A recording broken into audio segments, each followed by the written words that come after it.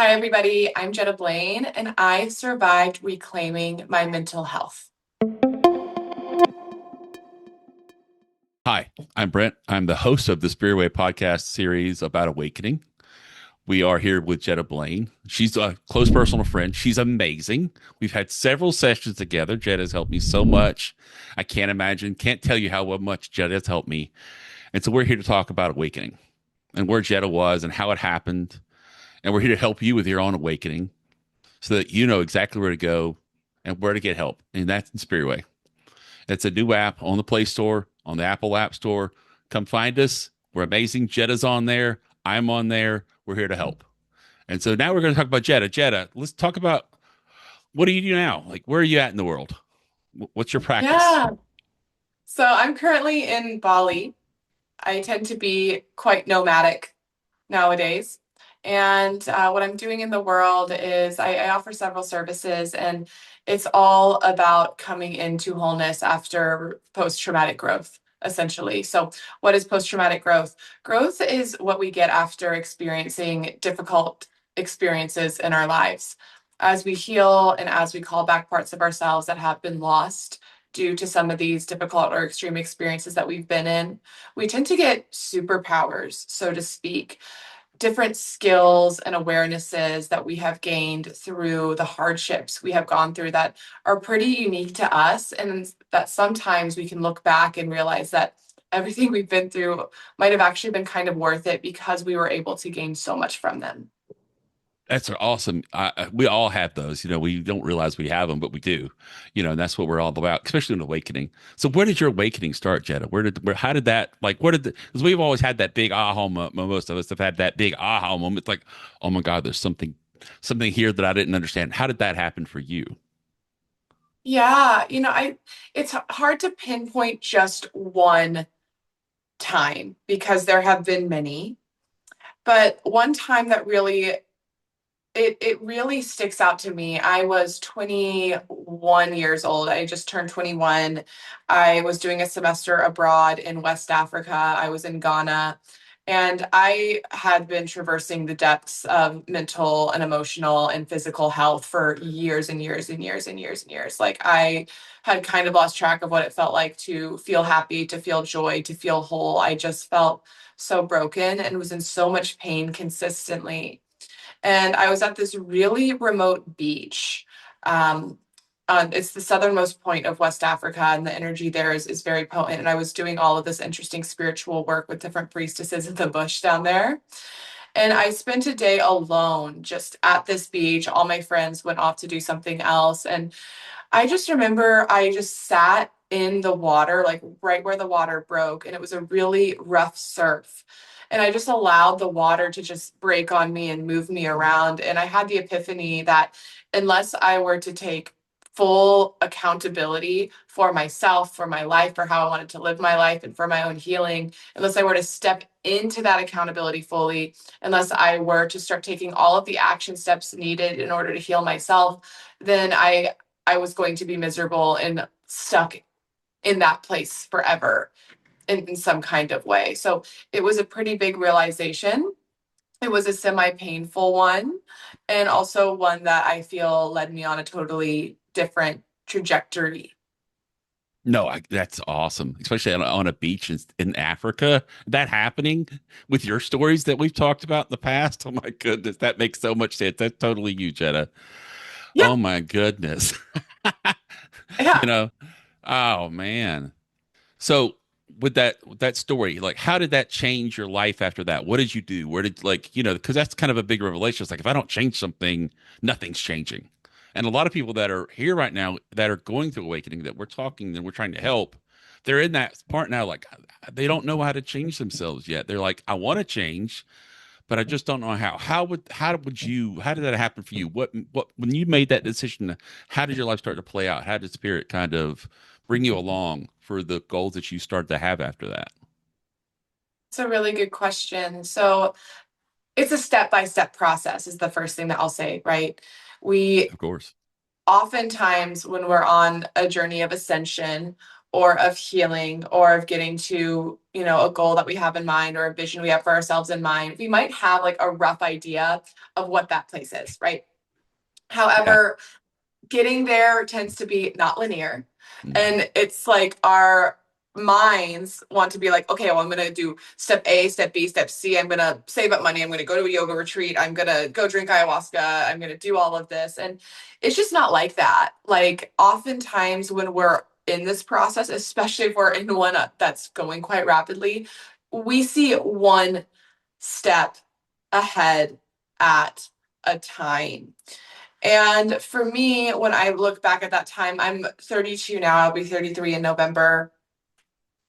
The next couple of steps I would say that really revealed themselves was to just, the first one was probably just to focus more on myself and my self care more, to start getting real with myself and seeing the different ways that I was playing into my own suffering, which is, it's hard to look at yourself that way, especially if you're somebody who experiences a lot of shame, which I definitely did experience a lot of shame back then. I would say shame was my baseline frequency. I always felt like I was wrong or doing something wrong or saying the wrong thing. It was very hard to exist with that, and probably a reason I was in so much pain. But I think if I were to even dig deeper, is that it really just planted something deep inside of me where I knew it was possible to heal and to come into greater wholeness. And there was something deeply inside of myself that anchored in trust. And because I had that trust, I was able to navigate complexities of where I was at, where I was going to be going, and where to go from there. And I just began trusting my next step, my next step, my next step, even if I didn't necessarily know I was doing that at the time. I gotcha. So those simple steps that you went through, is there something that you could kind of give the people now that are just starting awakening, like what happened to you? That what's one good step that's easy to put into practice that they could really do that would be good for them? Is there anything you have for them for that? Yeah, checking in with yourself on a daily or maybe even moment by moment basis, especially if you're going through a more intense wave of your awakening and it's just like all of your senses are coming online, you're seeing the world in a different way, you're hearing things differently. So there's just to take a sacred pause with a breath, ideally, and then to just check in on what it is you're feeling or needing in the moment. Because really, what so much of all of this work comes down to is presence. So much of like all of these different things that we study, these different practices that we have, they're all just different ways to help steer us into the present moment and to steer us into our bodies. Just about every Eastern philosophy there is boils down to the same lesson, which is that of presence. How can I be present with my experience? When I'm present with my experience, there's often not actual resistance that's there, and we're able to figure out exactly why we're feeling a certain way. We can look at a situation a little bit differently and perhaps see other options. We can get more grounded and calm our central nervous system. So, taking that pause, that breath, and just asking the self, what is it am I really needing in this moment? Or even starting off your day like that. What is it that I'm really needing out of this day? And sometimes it's something that is quite spiritual, like, oh, I need to, do this meditation. I need to go to a yoga class. And sometimes it's something that's quite practical, like I need to do this thing on my to-do list that I've been putting off for a year or two. It can span quite a wide range. And when it comes down to it, it's all spiritual, even the most mundane things. Right, for sure. Just being in that presence really helps. And for those that don't really understand what presence means, it just means being present in your body because a lot of us like to float away whenever, especially when we're going through this, we're just like, oh my God, we're floating away. We don't really want to be here or we disassociate. So presence is basically just being in the body, just for people that don't know that kind of term. Um, I just wanted to throw that out there for them. And so thank you, Jetta, for that. That's awesome. So we also have people that are going through more of the further along spiritual awakening as well. When your gifts started to unlock, You and I know about your gifts. So she's very talented, by the way, guys. Um, and when those started to come online, how did that feel? Because that's always, for me, it was very discombobulating because I was like, this is weird, but things are happening. I make jokes and they just kind of happen. And I know things that I'm not supposed to know. How did that happen for you? Yeah, I would say certain gifts of mine have always been online, and for a long time, I just made myself wrong for them. Like I grew up with a lot of intensity in my home growing up, as did you, Brent, and and in a place where I didn't feel like I belonged, and with a lot of like top-down authority when it came to children and growing up, I'll say. And so growing up in a place like that, you tend to learn extrasensory skills as you develop because you have to. Another word for this is you become hypervigilant. I don't like using the term hypervigilant because to me that sounds like that word just kind of sounds wrong, like there's something to fix. When Hmm. really it's just like you have extra senses. You can see what's not being shown, you can hear what's not being said, and you're able to tap in oftentimes to other dimensions. And so I would say I always kind of had that, but I made it something wrong about myself that I was able to understand something beneath the surface of what was being shown to me, especially by the adults around me or by my community. I grew up in a really small town in Ohio, and it wasn't very open-minded. Everybody was kind of the same person, things like that. And so I wasn't really embracing to somebody who had these extrasensory perceptions and skills. However, I will say that there are moments where it feels like I did unlock, let's say, other levels. One was a similar experience when I was in West Africa that I talked about earlier on the beach. Around that time, I really started to unlock some other skills and some other awarenesses, largely through this work that I was doing with these priestesses in the bush. And then I spent time in India in 2017 and also had so much coming online then. And it honestly at times just feels like you're going crazy. It's extremely overwhelming. It can feel a lot, it can feel very anxiety inducing. You can just feel like, oh my gosh, so much is happening. Your mind is going crazy. I used to kind of feel like alarms were going off in my head because I was taking in so much and I was so overwhelmed. And there were times that I felt quite bleak and quite dark about all of it because it was just so much information that was coming to me. I get that. And so for the people that are happening now, is there any like one tip you'd have for them to kind of like to help them with all that information overload? Because I know for me it was a lot. And I had to learn how to actually just kind of push it away for a while and then come back to it and close it down. Is that similar to what happened to you, or did you kind of take a different path? I took a little bit of a different path because I couldn't shut mine off. I could not. I can somewhat now, but still not all the time. The path that I had to take instead was one of grounding. So getting very firm, very grounded. When I say grounding, I mean similar to what you were saying earlier, you're present in your body. You're not in your auric field. You're not in your head where all this stuff is happening. You're in your body and you're focusing on the sensations in your body. What is a sensation? A sensation is not a thought. A sensation is not a feeling. I'm feeling anxiety. That's not a sensation. When we're present with our sensations, there typically is not story. Instead, it's, oh, I'm noticing tension in my heart. I'm noticing goosebumps on my skin. I'm noticing a dropping feeling in my abdomen. It is a sensation, something that is being experienced on a physical level. And learning to just feel into those and let those pass, your body just kind of learns how to take in this information that's all around you that might be causing the anxiety. It might help you learn how to sort through all of the different senses that are coming online from a place of more of like an animal instinct, so to speak. Like, think about if you have any pets, or think about, another example is like think about birds, how they know to fly south for the winter, or if you're in the southern hemisphere, fly north.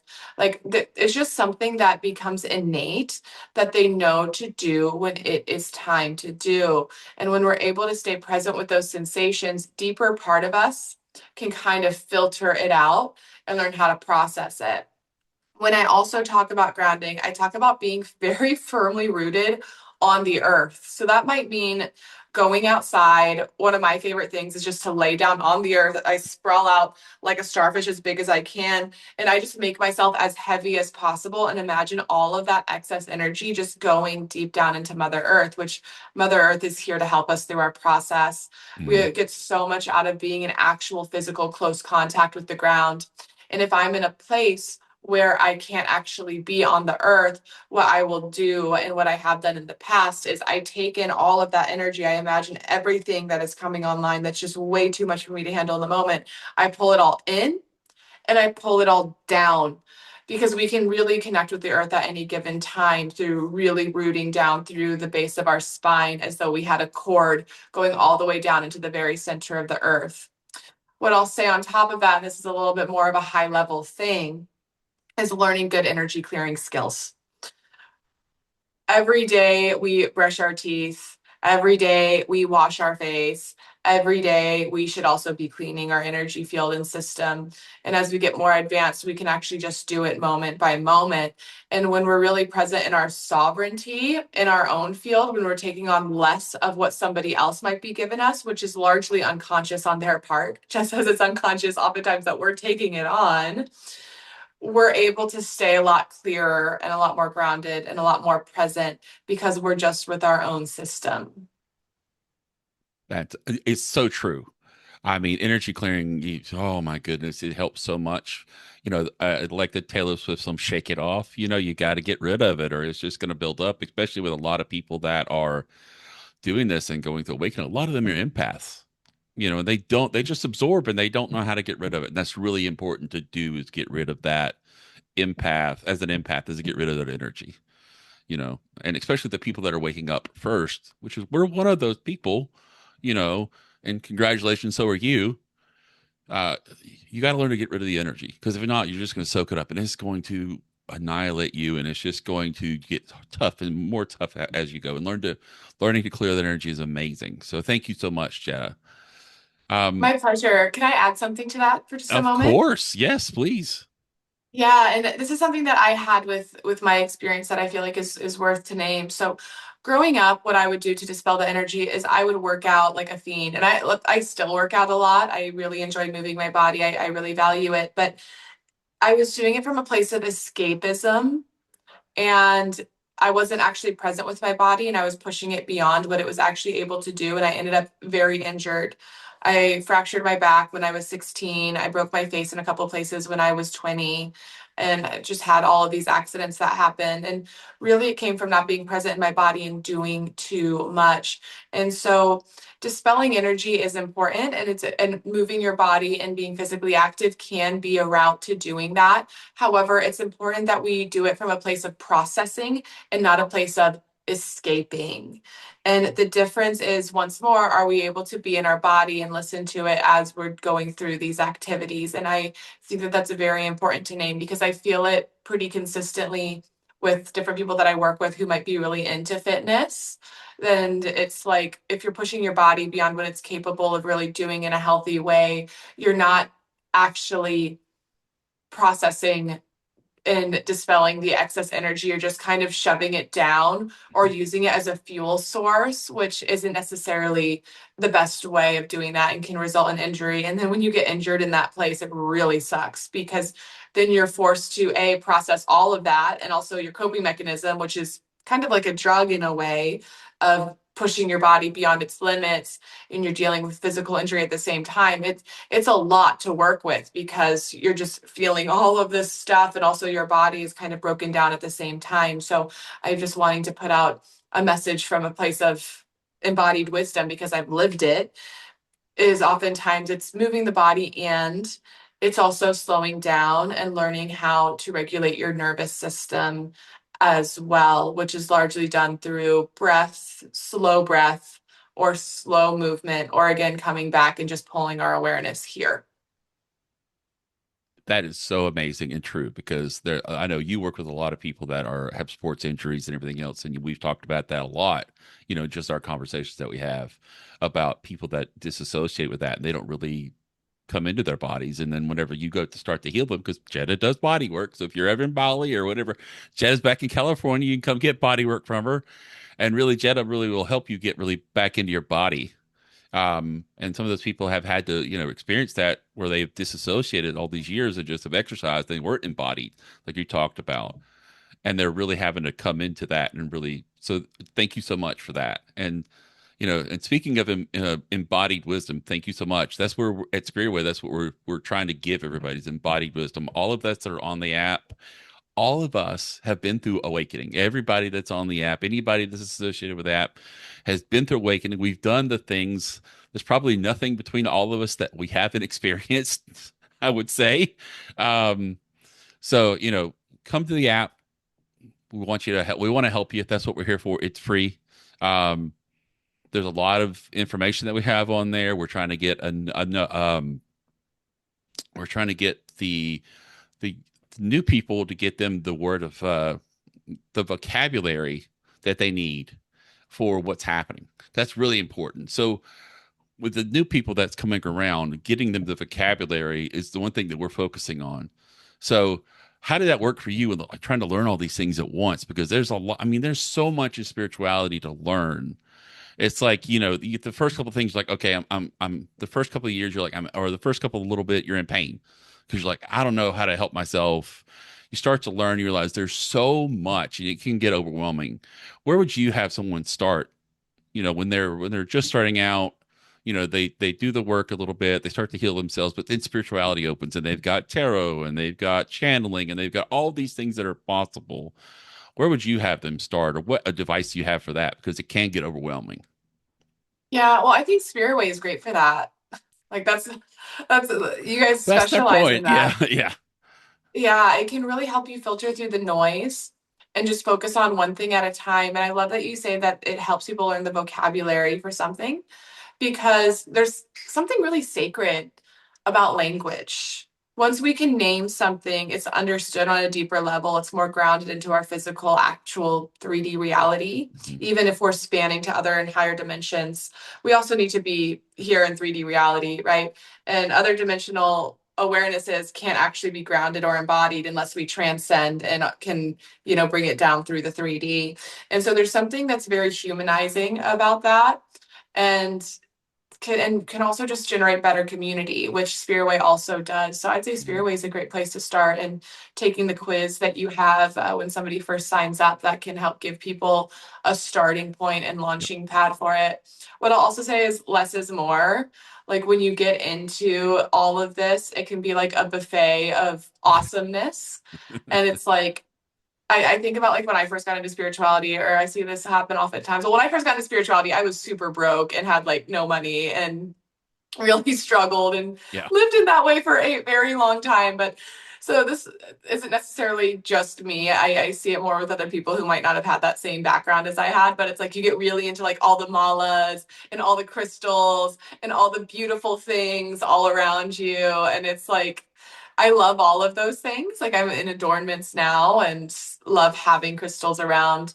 But it can be kind of distracting in a way from the actual teachings, and it can be more helpful just instead to just focus on like three different areas that really speak to you at a time. That way, again, the wisdom and lessons can become a little bit more embodied, so to speak, and Spiritway is great for filtering that out for people. Exactly. That was one of the points that we wanted to make. It's like we wanted to give a lot of people the basic information. That's why at Spiriways, the basic information is always going to be free when we wanted to help people with awakening. That's what we're doing with this, and you're part of that too. So you've got your posting on there and creating content, and we appreciate that. Um, and so that's what we really wanted to do. We're trying to get you take a Spiriway test, takes 2 minutes. It's 10 questions. It's really easy. You get a level. We call it a spirit level. It's basically a stage of where you're at in awakening, and then we feed you the things that we think will probably help you the most. Because everybody, no spiritual journey is linear, as you said earlier. None of them are, but we all go through certain stages at every. We go through certain checkpoints at every stage. Would you agree with that, Jetta? Yes. Yeah, Yeah. and that is helpful because it can show that you're making progress. Because when you're really in something, it can be challenging to see that things are improving or that wisdom is getting learned. And it's really helpful to have those things where it's like, oh wait, I've done that. Yes, like this is something that I have done that I have accomplished, and it's really important to celebrate those milestones as well and to see them as something where it's like, wow, I have come a long way. Like this deserves to be honored. I deserve to be honored for all of this. Yeah, exactly. That's what we're here for, to help people. Um, so with you, thank you for your participation today. With your practice, where are you going? What are you said you're in Bali now and you're learning. How is it like to be like this advanced practitioner that you are now? How is it so much different now than when you're like, oh my God, I'm like sitting on a beach now in Bali where I was on a beach before in Africa just waking up. How do you feel about that now? Feels juicy and alive. Honestly, I my life has been so profound and it's been very diverse and very interesting with a lot of magic. Like I have been very fortunate to just end up in interesting places around the world. There's something very karmic for me when it comes to travel, and I really believe at my core essence that I have grid working capabilities and that I'm picking up different codes from different lands and land spirits that I get to then, and cultures as well. The humans here too, especially the Balinese, are incredible. That then I get to use in my practice. But what I can say now compared to who I was back when I was having that experience when I was 21 and just in so much pain all the time, which that pain didn't resolve overnight, right? This is stuff, again, we transcend these different layers. We might have these moments when we're here where we can experience, oh, this is what it's like to be up here. Maybe we have it during a plant medicine experience or during a retreat or during like a breakthrough moment in meditation, or we get those little glimpses of like, ah, yes, like this is possible. However, integration is needed, and that integration is how we transcend boom, boom, boom, boom, boom, so we can actually hold the frequency up here and be up here from an embodied place where we have gained the skill set needed from all of these other levels. And what I can say about that with where I'm at now, which is totally different, is that I live day to day in a place of really great trust and wholeness within myself. And my baseline frequency really is joy, which doesn't mean I don't go through things. Like Hmm. I go through my dark nights of the soul. I go through what I call my grief portals.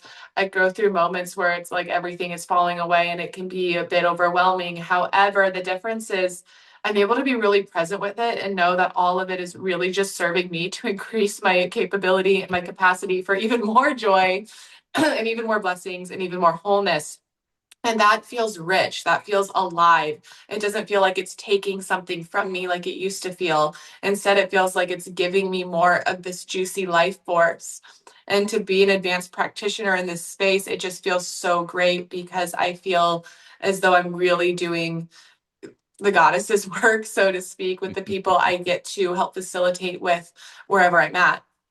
I do virtual sessions and I work with people virtually regularly amongst energetic mastery. I teach people how to master their energy field. And I also work with sex, love, and intimacy for men and for women separately. I do one on one sessions. However, in person, I do medicine ceremonies, particularly with Kambo, which is a frog medicine. And also, I do body work and specialize in pelvic floor work and pelvic floor therapy. And so, it's really cool as I get to end up in these places around the world to see who gets attracted to me and what I have to offer, and to just be able to serve such a wide variety of people from all over the planet who are in varying levels of their spiritual journey, who come from different backgrounds, who come from different socioeconomic levels, because it really just teaches you that it doesn't really matter who somebody is. Everybody just kind of struggles with the same couple of things in different manifestations. And in realizing that, everything else just gets stripped away. And what we have is real connection, real healing, and real non-duality, which I feel is where a lot of our healing comes from. Exactly. And the reason I asked that question, because a lot of our people, are coming into awakening. They're in that first part of it. And we just want to show them like, yeah, you can survive this and you can actually thrive. It's not just survive, you could thrive. Look at Jetta. She's in joy. She's in Bali. having an amazing time learning new things. It's not forever. And yes, it might not be pleasant in the moment. And yes, it's going to be tough. Nobody's saying it's not, but you definitely can make it. And here at Spiriway, that's what we're here to help you with. We're here to say, hey, this is what to do to get you. We're trying to be your shortcut, basically. That's what we're here for. You've got a lot of teachers that are just trying to help, like, be your shortcut. We can help you, we can teach you what to do, but we can't do it for you. And so we want to promise you, you do the work and you will end up being so much better and so much happier in the end.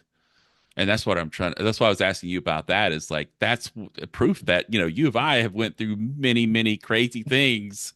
You know, a lot without giving away the goat, so to speak. We both of us have been through a lot of difficult situations with health and with family and all that kind of thing. And we've thrived through it. We've healed it. We've worked on it, and you can too. There is help and there's hope, and that's what we're here for. You know. Mhm. What I want to add to that is having a solid mentor it matters so much. And being with somebody who has walked that path because we can streamline it in a way for people, and we're also not meant to exist as islands. This has been something that systems of oppression has taught us, is that we need to be alone and need to do everything on our own and be totally radically independent. And there is something for taking accountability for your own life, just as you said, Britt. We can't do the work for you. However, we're meant to exist in tribe, we're meant to exist in community, we're meant to exist with other people. Our nervous systems are literally designed to bounce off of one another and regulate one another. And to be able to learn from somebody who has transcended those levels can make things so much smoother and so much more graceful and provide so much more compassion for ourselves as we traverse those different levels. That's exactly right, because that's why we started Spiriway. Because when Michael and I, my co-founder, we started Spiriway. When we started doing this, it was like when we woke up, there was nothing. Like you had something here, something there. I'm sure you experienced that in the same place, where there was here, there was there, but there was nothing telling me what might come next. It was like, where am I going? Oh, I had to find it on the internet and search it, and it may be a right, it might be weird, it might be somebody's take on it. But there was no one place that we could go. It's like, oh, okay, this is what's next. You and then mentorship is amazing. And that, but a lot of times that does take a little bit of like some capital to go with that, and that's why we have Spiriway. It's like, hey, we know you might not. There's a lot of people that are going to wake up that might not have that, so that's why we have that. We have the option to have the the lessons that we have that will help. But also we have the coaches. So when you're ready to take that step, like you can talk to Jetta, you can talk to me, you can talk to any of the coaches that we have on the app, and we can help. We've been through it. We know exactly what to get. Spirit will give us messages for you to help out and tell you what's next, and and we'll guide you and tell you our little tips and tricks that we have for this. That's why I was at like, just look at all the tips and tricks Jetta's given you today, and that's just a little bit of the knowledge that she has today, just a tiny little bit of what Jetta has. Believe me. Um, and so I want to say thank you, Jetta. Is there anything you'd like to share with our users today that you hadn't said that might help them in their journey before we kind of come to the end of this interview? Mm, good question. I'm just checking in with myself to see if anything wants to come forward. The biggest thing that's coming up is you're doing a fucking good job. Like, whoever you are, if you're listening to this, you're doing a fucking amazing job. And I'm so proud of you that you found Spearway, that you found this podcast, and that you're out there doing this work that I feel is really awakening all of humanity. We truly are one big collective consciousness, and we do elevate one another, even if it seems like we're really alone and isolated in our journey.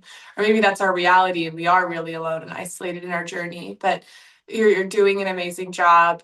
Just as Britt said, nothing is forever. And even if a moment can feel like an eternity, right?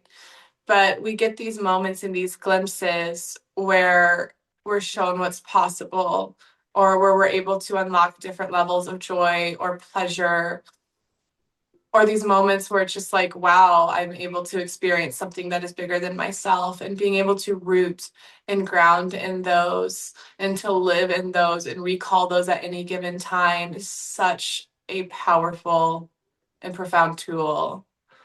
And the last thing I want to say is I just adore you, Brent. Thank you so Thank much you so for much, Jetta. doing all of this, for creating such a wonderful platform, for doing all the amazing things you've done, and for giving me the opportunity to speak here. It's been such a blessing. Thank you so much. You know we love you so much, Jetta. So, well, Woo! thank you, Jetta. Like if you want to talk to Jetta or have a session with Jetta, her link will be in the comments, and we're going to give you her handles if she that's the one she wants. Go to her handles, go to her website, and then you can actually have a session with Jetta and help yourself out. So, thank you so much. This is the Spearway's first initial inaugural podcast, and we appreciate you watching and like and subscribe. That's important so we can keep doing this. So, thank you so much.